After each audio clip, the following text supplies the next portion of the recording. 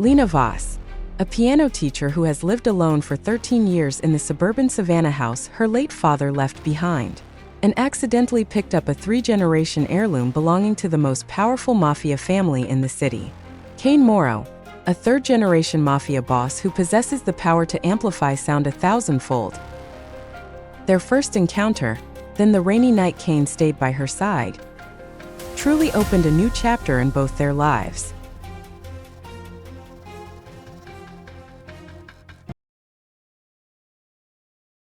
The next morning, Lena came downstairs at 6:30, the same time she had for the past 10 years, Savannah sunlight pouring through the thin curtains and straight across her face like a built-in alarm clock. But today she stopped at the 3rd step, the one that always creaked, because Kane was already awake. He sat at the kitchen table, the blanket neatly folded back onto the sofa, a glass of water in his hand. He turned at the sound of the floorboard, looked at her loose hair, bare feet, thin sleep shirt glowing softly in the pale morning light. "You're prettier when you look the most unguarded." A faint blush touched Lena's ears. "I honestly thought you'd wake up early and disappear before sunrise." Her tone was teasing. "Good thing I made extra breakfast." She walked into the kitchen, cooked oatmeal, brewed coffee, and sliced fruit. Simple, quiet, organized. Only today she set out 2 bowls instead of 1. They ate across from each other at the same wooden table where they had shared tea in silence the night before. The silence was still there this morning, but it felt lighter now, warmer. Halfway through his oatmeal, Kane set down his spoon. "I have a proposition." Lena looked up, spoon still in hand. "I want to invite you to perform at family events," he said. "Play music as you did at Hargrove. I'll pay you double the market rate. Direct. No detours. In exchange," he continued, "I want your help understanding that object from the other night, the one you picked up for me." Lena slowly lowered her spoon. "To be honest," Kane's voice dropped slightly, that quieter tone she was beginning to realize he only used when he meant something completely. "I haven't unlocked everything it can do. That latch you discovered, I tested it. It revealed something my family overlooked for 3 generations. But I still can't control it. I need your help." A mafia boss sat in her kitchen, eating the oatmeal she made, openly admitting he needed help. Lena smiled. "That's all?" she asked lightly. "Nothing else?" Kane looked at her, the look of a man deciding how much truth he was willing to give. "Being close to me may not be as simple as you think, Lena." The sentence carried far more weight than the words themselves. Being close to him meant being close to his world, danger, secrets, enemies, and she understood that perfectly. But Lena Voss was not someone who frightened easily once she understood what she was walking into. "I accept." 2 confident words. Then she picked her spoon back up and continued eating as casually as if they had just negotiated vegetables at a weekend market. Kane looked at her, and for the first time in that kitchen he genuinely smiled. Not just the corner of his mouth shifting, a real smile. Over the following months, both their lives changed in ways neither of them had expected. Lena began working with Kane on the resonance sigil in her living room beside the old upright piano, with teacups on the table and late afternoon sunlight stretching across the floorboards.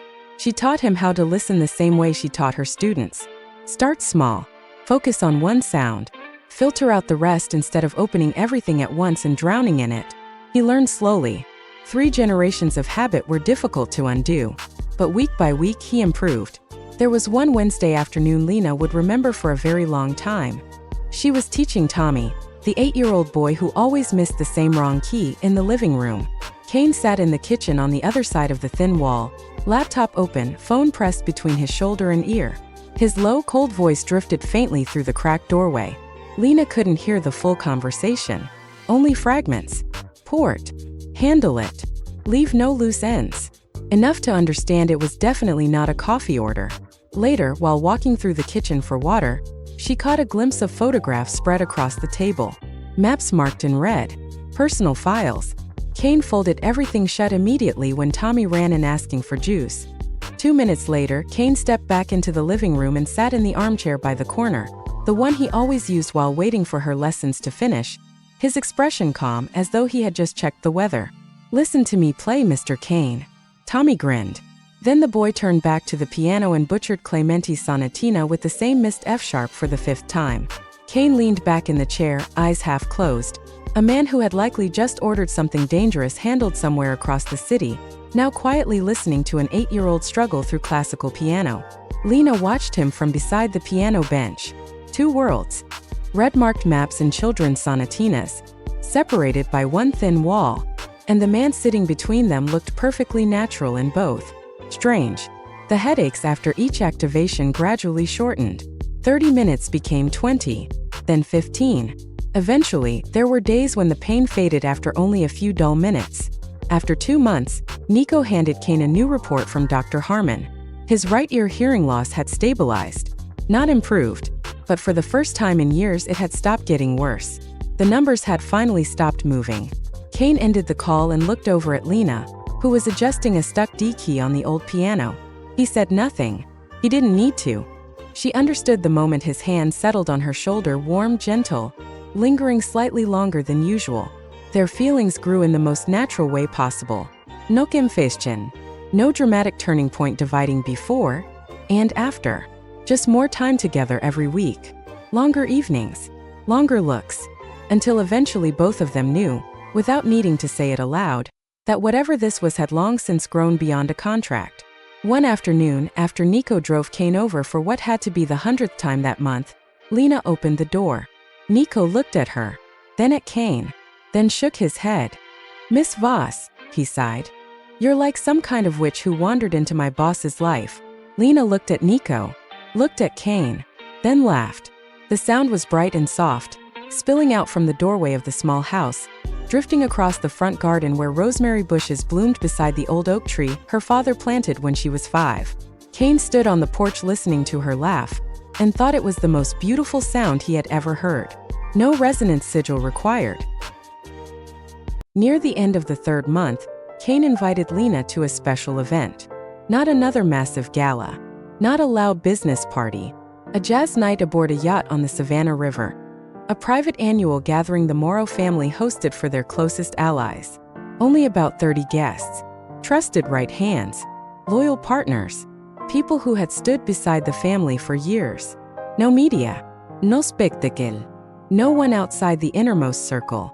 Lena had been invited as the featured musician. But this time she wasn't arriving alone. That evening, when she opened the garment box waiting on her bed, the dark evening gown Sarah had personally helped choose, elegant and perfectly tailored, Lena stood in front of the mirror and barely recognized herself. Her hair was pinned neatly up, shoes slightly higher than what she normally wore. A delicate bracelet hides just enough of the scar on her left wrist. Not extravagant, but beautiful.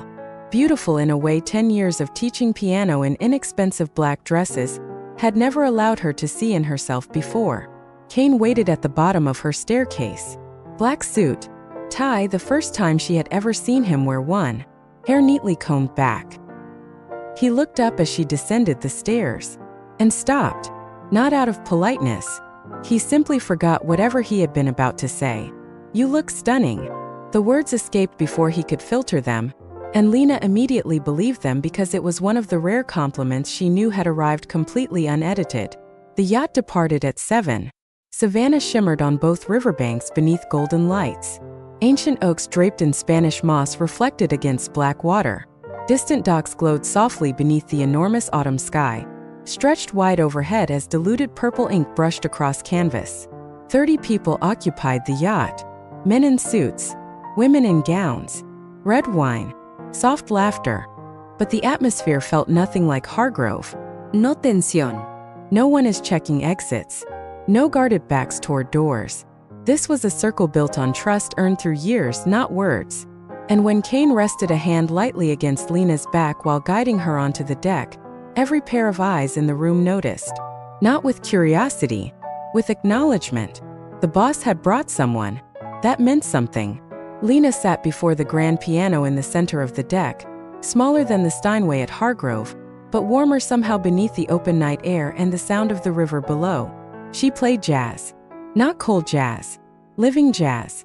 Music with breath and pulse and improvisation woven into the spaces between water and melody. Golden light reflected off the river's surface. The breeze brushed gently through her hair. And she played, not for the 30 people surrounding her. For one man sitting 5 steps away, holding a glass of wine he never drank, unable to take his eyes off her. Kane watched her play. And this time, he wasn't the boss waiting in the corner for the musician to finish performing. He was simply a man watching the woman he had fallen for play music upon the same river his family had traveled for 3 generations. And for the first time in his life, the river felt more beautiful because her music existed on it. The event ended at 10. Guests departed. The crew anchored the yacht for the night. The deck emptied until only soft yellow lights, river water, and 2 people remained. Lena still sat at the piano, replaying the jazz melody she had improvised earlier. Slower now, quieter, only for herself. Kane sat beside her on the piano bench, shoulder brushing shoulder. No words. Only music, river water, and the breathing of 2 people beneath the Savannah night. Eventually Lena stopped playing, turned toward him. Under the golden river light, Kane's face looked softer than she had ever seen it. "Kane," she whispered, "I don't want to go home tonight." He looked at her, then gently placed his hand over hers atop the piano keys. "Neither do I."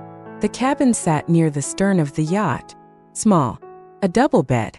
A circular window overlooking the river. Thin curtains unable to fully block the moonlight.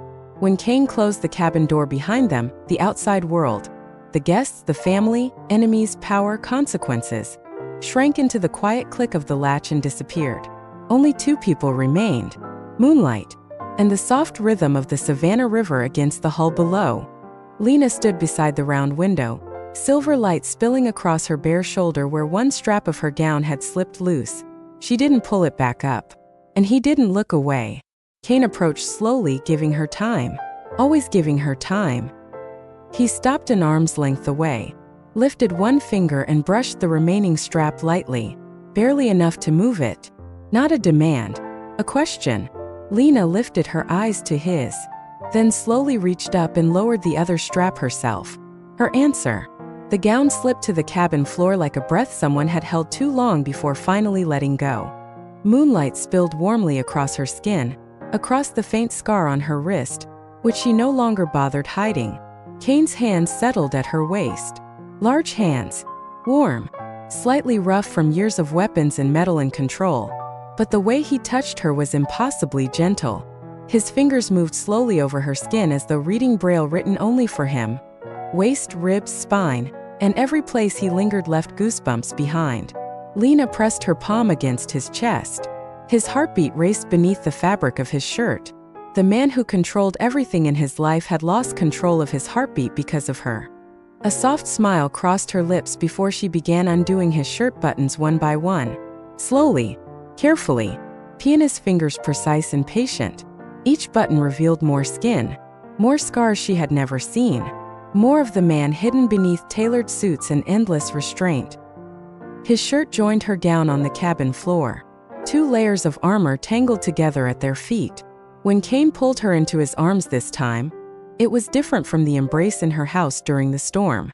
That night, he had held her to protect her. Tonight he held her because he wanted to be close, skin against skin. Warmth spreading between them like something frozen for years, finally thawing. Her breath warmed his neck. His breathing deepened near her ear. And in that space between them, Lena could hear his heartbeat clearly. No supernatural frequencies needed. Fast, strong, real. He laid her down gently on the bed, as though she were something precious enough to break. Her hair spread across the white pillow while moonlight painted silver lines down the curve of her throat, shoulders, and chest. He looked at her, and Lena saw something in his eyes that no one had ever looked at her with before. Not raw desire. Wonder. The kind of wonder belonging to someone who had just stepped into a room they never believed existed. "You're beautiful," he whispered again. This time his voice sounded rougher, lower, closer. Lena wrapped both arms around his neck and pulled him down to her. And when his weight settled carefully over her, not heavy, only enough to feel real, she closed her eyes. For 20 years, her fingers had danced across piano keys.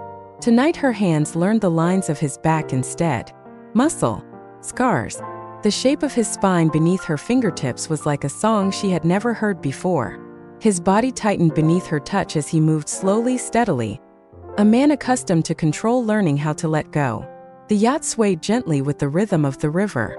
That rhythm blended with theirs on the bed, slow then faster, then slow again like music breathing on its own. Water brushed softly against the hull below them, steady as a heartbeat. Moonlight drifted across the round window, tracing the shape of their entwined bodies minute by minute, silver to gold and back again like the tide itself. Lena heard everything through a musician's ears. His uneven breathing beside her, skin against skin. The quiet creak of the bed blends with the river outside, a symphony she had never allowed herself to hear before. Not because it was complicated, but because for 13 years she had never let anyone close enough to create sounds like these. And at one moment, when everything rose to its highest point, she opened her eyes. Kane opened his too. They looked at each other right then. No words. None needed. And what Lena saw in his eyes stayed with her far longer than any physical sensation ever could. He was here. Completely here. Not halfway. Not divided. All of him. For the first time in 10 years, Kane Moro belonged entirely to a single moment, without the resonant sigil, without the family, without darkness standing between him and someone else. Afterward, they lay still together. Lena rested on her side with her head against his chest, absent-mindedly tracing circles against his skin. A new habit she didn't even realize she had started. Kane stared at the cabin ceiling, one arm wrapped around her shoulders, listening to her breathe. He listened with his damaged right ear, the one that had already lost 32% of its hearing. Her breathing was soft, quiet, exactly within the lower frequencies he had slowly begun losing over the years. But tonight he heard every breath clearly, every single one. And silently, only to himself, he promised he would do anything necessary to keep hearing that sound for as long as possible. Outside, Savannah slowly awakened across the river. Fishing boats left the docks. Seagulls cried somewhere in the distance. The water shifted from black to silver to gold beneath the rising sun. The yacht rocked gently. And for the first time in 10 years, Kane Moro did not leave before dawn. 3 months after the night on the yacht, Lena's life had changed in ways she never planned for. Her income was better now. The Moro family events paid exactly what Kane had promised. Double the market rate consistently. The roof had finally been repaired before the rainy season. She still hadn't replaced the old upright piano. The sticky D key had practically become part of its personality. But she had bought a new keyboard for her in-home lessons. She no longer had to calculate every expense at the end of the month. And 3 or 4 afternoons a week, the familiar black SUV would pull up outside her gate. Sometimes Kane stayed for dinner. Sometimes he stayed the night. Sometimes he simply sat quietly in her living room, listening to her teach piano while sipping tea and waiting for her to finish. Everything had become so good that, now and then, Lena caught herself wondering what was going to fall apart first. On the first Tuesday of February, she had just finished a lesson at 11 when the doorbell rang. Not Kane, he always knocked twice softly and waited. Not a student, the next lesson wasn't until 2. She opened the door. Nobody there. On the welcome mat sat a black envelope. No sender. No return address. Just 2 words handwritten in red ink. For Kane. Someone had walked up, left it there and disappeared without making a sound. Lena picked it up but didn't open it. It wasn't hers.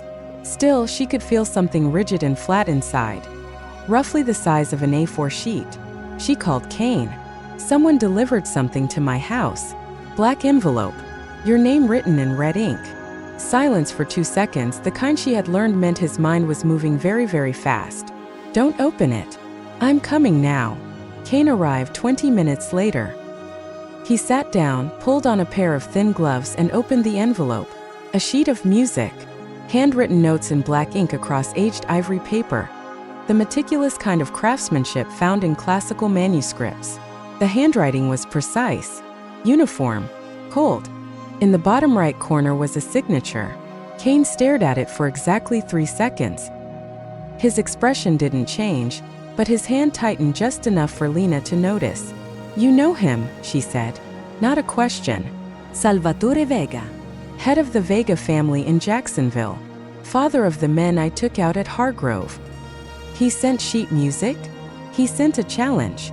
Kane's voice turned colder. Sending a death score to your rival's lover means, I know where your weakness is. I can reach it. And next time it won't just be paper. Lena looked at the music sheet lying on the kitchen table, the same table where she'd eaten oatmeal and listened to the radio that morning.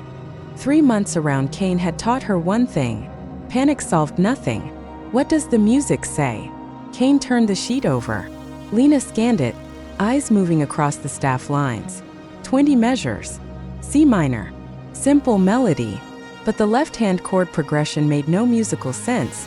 The intervals were strange, the rests placed where no rest should exist. This isn't music. Is it code? Kane nodded. You can see the structure, but you don't need to know the meaning. Only I do. He folded the sheet and slipped it into his jacket pocket. Lena. He sent it to your house, not mine. That sentence weighed heavier than the paper itself. What do you want me to do? I want you safe. Kane looked straight at her. Tonight, I'm taking you home with me. Lena glanced around her kitchen, the piano, the shelves of sheet music, the flower pots by the window, the house her father left behind, the place she had called home for 13 years. Do I have a choice? You always have a choice. His voice softened. But I want you there. A few seconds passed. Then she nodded. Let me bring my piano.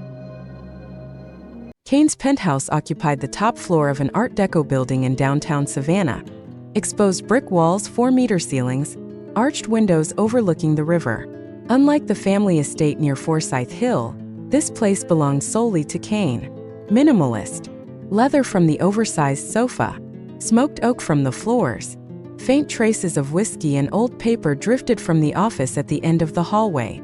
There weren't many objects in the apartment, but every single one was expensive in the effortless way wealth becomes invisible. Kane gave Lena the master bedroom. Large, warm lighting, white sheets, arched windows facing the river. Without explanation, he moved himself to the sofa in the office. The keyboard she brought was placed beside the living room window, where the light sounded best, and the high ceilings let every note resonate. A small side table had already been moved before she arrived. Lena was the first woman ever allowed to stay in this territory for more than one night. 10 years. No one else had been permitted. She didn't know that. But Nico knew. Rosa knew. The first afternoon, Rosa brought food over and spotted a second toothbrush in the bathroom. She smiled quietly and added an extra serving for Lena without a word. Daily life didn't change much. Lena still taught lessons and performed at events, but her Corolla now sat untouched in the underground garage, replaced by a black SUV with a driver and bodyguards. She adapted quickly. Lena Voss never wasted time resisting necessary things. During the first few nights in the penthouse, she noticed Kane startled awake around 2 or 3 in the morning, a reflex built from 10 years of constant vigilance. She never asked about it. She would simply place a hand against his chest in the dark, and his breathing would gradually slow. Kane always slept on his right side, the ear that still heard better, so he could listen to her breathing while she slept. A tiny detail Lena never noticed, but it said more than any confession of love ever could. Every evening, Kane met with Sarah and Nico in the office at the end of the hall. Sarah would arrive from the estate carrying stacks of files. Maps spread across the table, red marker lines, her cold, sharp voice dissecting scenarios one after another. The meetings lasted hours. Sarah spoke more than Kane. And Lena had learned something else. When Sarah talked that much, the situation was serious. Kane emerged from every meeting more exhausted than before. Heavier shoulders, darker eyes. The problem with Salvatore Vega was far from simple. And every night after those meetings, Lena sat at the keyboard by the window and played for him. Kane would sink into the sofa, eyes closed, head tilted back, his shoulders gradually loosening with every note. For days. Every evening, music filled the penthouse, soft, warm, and completely foreign to the underworld. Fourth night, 2 in the morning. Nico knocked on the office door, 3 rapid knocks in succession. Emergency code. Vega's moving into the city. About 25 men split into 3 groups. Kane rose immediately. He called Sarah. She answered before the second ring finished, fully alert despite the hour. Typical Sarah. She had slept lightly ever since their father died, like someone permanently waiting for bad news. 15 minutes later, she was in the penthouse. Maps spread across the table. Red markers. 3 intel contacts speaking through speakerphone. He's using his old strategy. Sarah traced routes across the map. 3 fronts south, west, east. 2 are distractions. 1 is real. 70 years old and still fighting like it's the 90s. Which one's real? Don't know. Her eyes sharpened. Doesn't matter. A pause. Because we're not fighting his way. We're fighting ours. Sarah's plan was so simple that it became brilliant. Vega had the advantage in numbers, 25 men, nearly double Moro's active force. But numbers only mattered if you knew where to fight. Sarah had placed surveillance on every convoy the moment they left Jacksonville. She knew their routes, their speed, and most importantly, the distance between each unit. The southern group is fastest. They arrive 20 minutes ahead. The western group takes forest roads, 40 minutes behind. The eastern group circles through residential districts. Slowest of all. She looked up. That gives us a 40-minute window where the southern group is completely isolated. No support. No communication if Nico jams the right frequencies. We hit them one at a time, Kane said. One at a time. Sarah folded her arms. By the time the west group arrives, the south group is gone. By the time the east group arrives, both the south and west are already finished. 25 men become 3 separate groups of 8 fighting a prepared Moro team. He thinks bigger numbers mean victory, Nico muttered. Rare for him to speak during strategy discussions. He's wrong. Sarah folded the map shut. Kane, I need the resonance seal for real-time confirmation. Use the new method, short scans only. No full activation. I need you conscious through all 3 rounds. Understood. Lena stays inside the penthouse. 2 guards at the elevator and stairwell. She does not leave. Kane nodded. Sarah held his gaze one extra second. The silent look of an older sister saying what she wouldn't say aloud. Be careful. 2:30 a.m. The southern convoy arrived exactly when Sarah predicted. Kane activated the resonance seal. Latch open, fingers along the groove, scanning south. 9 men. 2 vehicles. Automatic weapons. Entering Patterson Industrial District exactly along Sarah's marked route. Less than 3 minutes off schedule. 9 men. 2 vehicles. Patterson, Kane reported into the comms. Alpha in position, Nico answered. 11 minutes. The Moro team intercepted them at a narrow intersection lined by warehouses on both sides. The 2 vehicles were forced to slow down. Visibility collapsed. 9 men walked straight into a box already sealed shut. No survivors. No communications. Nico had jammed all radio frequencies within a 2-kilometer radius 10 minutes earlier. Clean. 3:10 a.m. Western group. 8 men exiting forest roads into the western suburbs. Slower. More cautious. This group's better, Sarah said over the phone from the temporary command center. Vega's special unit. Nico, plan B. Don't intercept directly. Stretch them out and funnel them into the Ardsley Park dead end. 20 minutes. 8 men trapped exactly where Sarah predicted. Exactly within the formation the Moro team had rehearsed 2 days earlier. By the time they realized they were surrounded, it was already over. 3:40 a.m. Eastern Group. Final unit. 8 men are crossing through residential blocks toward the penthouse district. They had no idea the other 2 teams had already been erased. They still believed they were part of a coordinated 3-front assault. Eastern Group en route. Gamma ready. Sarah's voice crackled through the speaker. Final round. Finish it clean. 7 minutes. Trap sprung 4 blocks from the penthouse, hit from 3 directions simultaneously. 6 of the 8 dropped immediately. 2 fled east toward the underground garage beneath Kane's building. Sarah's plan had been flawless. 25 out of 25. But Salvatore Vega had never sent only 25 men. Kane was heading down toward the garage to intercept the final 2 shooters when the resonance seal caught a sound that turned his blood cold. Footsteps. Inside the penthouse. Stairs. Lena was moving quickly toward the balcony after hearing something outside. And from beyond the balcony railing, from a climbing harness against the building's exterior, came an unfamiliar heartbeat. Not in the reports. Someone had scaled the outside wall. An approach nobody, not even Sarah, had predicted. 26. And the 26th man was already on the penthouse balcony. Kane spun around and ran. Stairs. Hallway. Penthouse door. He could hear everything clearly. Lena in the living room, approaching the balcony doors after hearing movement outside. The gunman was clinging to the railing 3 steps away. Kane burst through the penthouse entrance just as Lena slid open the balcony door. 3 seconds. The shooter vaulted over the railing. His eyes locked onto Lena first. He didn't raise his gun. Instead, he threw something small, black and round. It rolled across the floor and stopped at Lena's feet. Mini grenade. Close-range blast type. 3-meter kill radius in enclosed spaces. Kane didn't think. 10 years of combat compressed into pure instinct. He launched himself across the living room from the front entrance, wrapped both arms around Lena, twisted his body over hers, and hurled them both behind the dividing wall between the hallway and living room. The grenade exploded. A dense, brutal thud. Shockwave. Glass shattered instantly. Coffee table flipped. Sofa blasted backward. Even the remaining force that made it past the wall was enough to slam Kane's back and the back of his skull against the concrete wall behind them.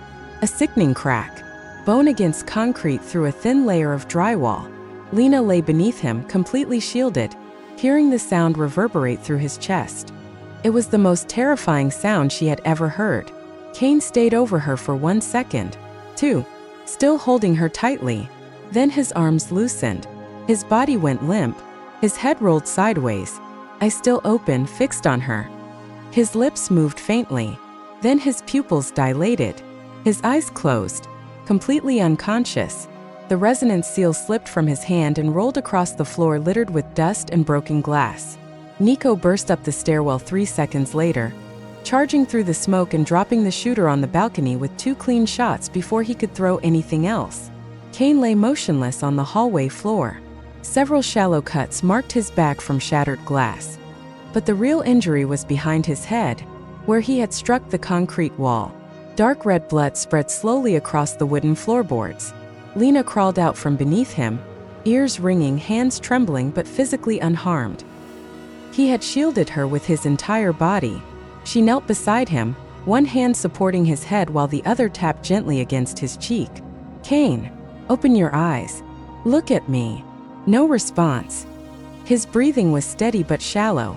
Her right hand was gripping the resonance seal without her even realizing it, a reflexive movement to catch it before it rolled away, exactly like the night at Hargrove. The second time, the Moro family treasure had slipped from his hand. The second time, it had fallen into hers. Nico knelt on the other side. He checked Kane's back minor. Then he saw the back of Kane's head. For the first time since Lena had known him, Nico's expression changed. Only for a second, but it was enough for her to understand. The serious injury wasn't his back. Sarah's voice came through the comms, trembling for exactly 1 second after hearing. "Boss unconscious. Head trauma from blast impact." Then her composure snapped back instantly as she ordered medics and emergency transport immediately. Lena sat on the shattered glass-covered floor with Kane's head in her lap, warm blood soaking through her clothes. Behind her, the living room was destroyed. Overturned furniture, shattered windows, drifting smoke. If Kane hadn't thrown himself over her in that fraction of a second, she would have been standing directly at the center of the blast. "You're going to be okay," she whispered, not knowing whether she was speaking to him or herself. "You have to be." Outside, the war was already over. Sarah's plan had worked perfectly. Every unit is eliminated separately. Only the 26th man, the hidden climber carrying the grenade, had existed outside the prediction. The Moro family had won. But the price of victory lay unconscious on the hallway floor, blood pooling beneath his head, and no one knew when or if he would wake up. 7 days. 7 days, Kane lay in the ICU of the private hospital the Moro family held major ownership in, the kind of hospital that didn't exist on Google Maps, didn't accept walk-ins through the front entrance, and whose doctors never asked where the injuries came from. His room was on the top floor, sealed windows, 2 bodyguards stationed in the hallway, and Nico sitting in the chair by the door from day 1 to day 7, barely leaving for more than 10 minutes at a time. Lena barely left either. Officially, she had no reason to be there. Not a wife, not family on paper. But when she arrived that first morning, Nico looked at her, then silently stepped aside. An hour later, Sarah arrived, saw Lena sitting beside Kane's bed, and told the nurse, "She's allowed here anytime." Rosa came every afternoon, bringing food for Lena and Nico without anyone asking. She would sit beside her son's bed for half an hour, place a hand on his forehead, then leave. She never cried in front of anyone. But every time she walked out, her eyes were redder than when she came in. Kane lay motionless, breathing steadily but shallowly. The doctor said the blast pressure had slammed his head into concrete. A mild brain swelling, microscopic bleeding around the temporal region. Time was needed for the pressure to go down. No major structural damage was shown on the scans, but the coma was the brain's protective response. No one could say for certain when it would end. Lena stopped listening before the doctor finished the third sentence. On the 8th day, Kane was moved back to the penthouse. The master bedroom became a temporary recovery room, a medical bed, monitors beside the nightstand, for lines hanging from a stainless steel stand near the arched window. The minimalist penthouse now smelled faintly of disinfectant, mixed with leather and oak. Lena moved her keyboard into the room. Nobody told her to. Nobody stopped her. She placed it beside the window, where the morning light touched first and the evening lamps glowed warmest. Every morning at 6:30, just like the routine she'd kept for 13 years, she sat at the keyboard in Kane's room. Chopin, Debussy, and quite improvised melodies her fingers found somewhere between worry and hope. Soft volume, just enough to hear. Enough to fill the silence between the monitor beeps. Every night at 8, after Dr. Harmon's final checkup, she sat down again. Slower pieces, lower tones, steady frequencies she knew soothed the nervous system. Not because she believed music could cure a coma, but because it was the only thing she knew how to do. And she refused to sit there doing nothing. Sarah came every day too, taking over Kane's responsibilities from the study. Once, she stopped at the bedroom door while Lena was playing and stood there quietly for a moment before saying softly, "Keep going." My mother used to say my father could still hear her voice even when he was unconscious. Lena didn't know whether she believed that or not. She only knew how to keep playing.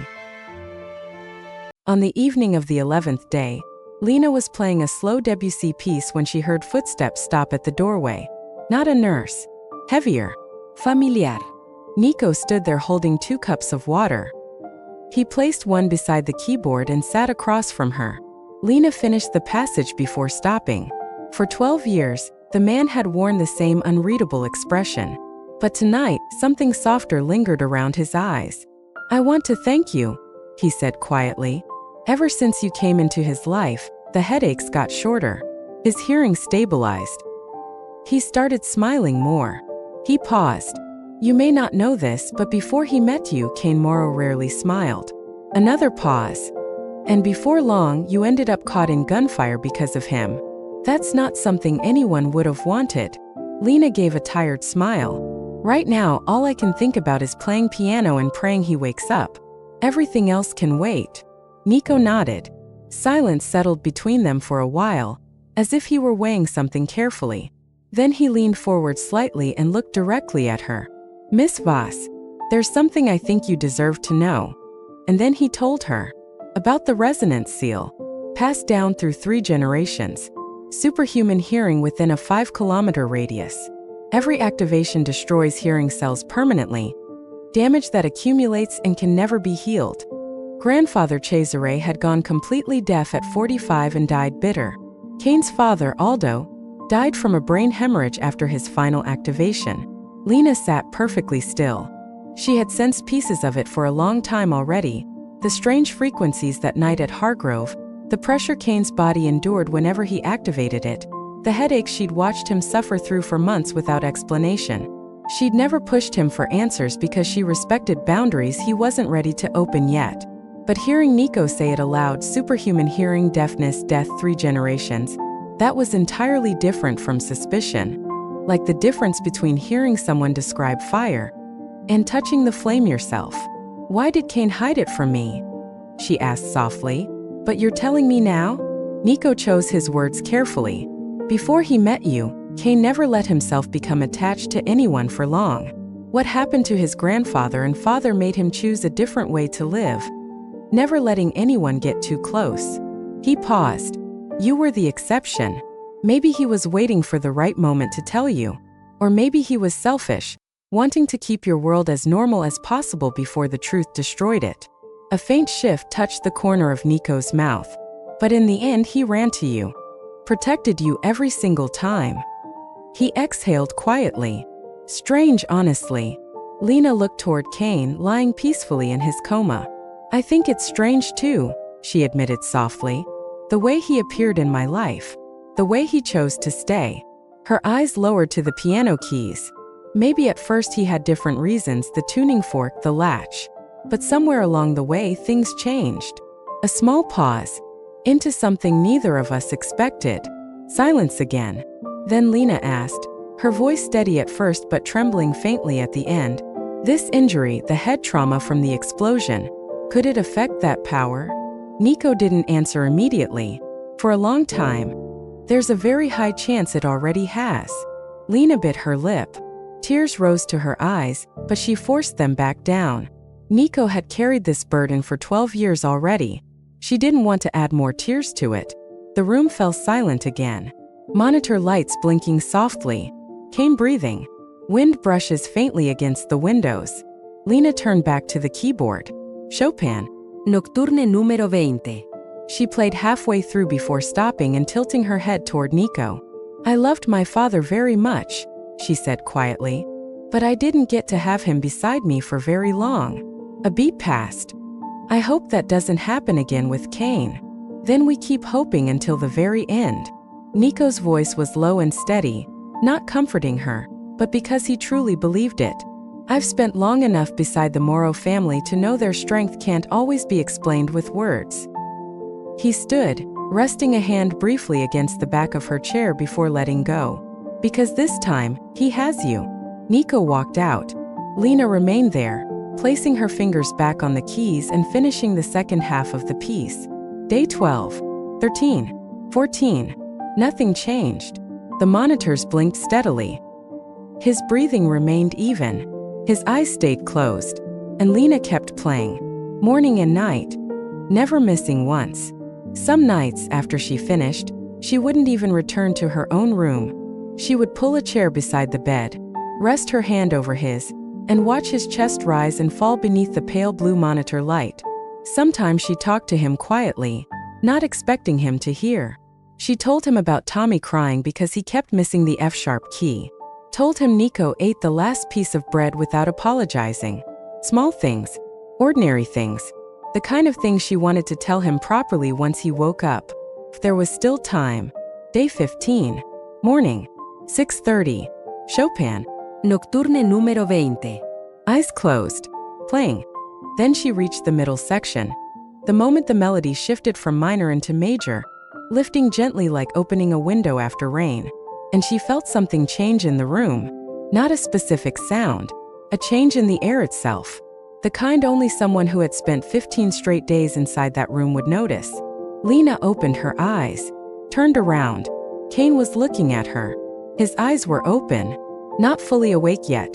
Still hazy, unfocused, like someone swimming upward from deep underwater. But open. And looking directly at her. Lena shot to her feet so fast the piano bench toppled backward. She rushed to the bedside, dropped to her knees and grabbed both his hands. Kane. He looked at her. His lips moved. No sound came out. His throat was dry after 15 days unconscious. But his mouth formed a single word she could still read perfectly. Lena. She started crying. Not from fear. Not from sadness. From relief. Relief so overwhelming. She hadn't realized how heavy she'd been carrying herself until that weight was finally lifted away. Dr. Harmon arrived within 20 minutes. Reflexes normal. Awareness is gradually returning. No permanent neurological or motor damage. Good news. But Nico's words from the 11th night still sat quietly in the back of Lena's mind. There's a very high chance it already has. And she knew the good news today wasn't the whole answer yet.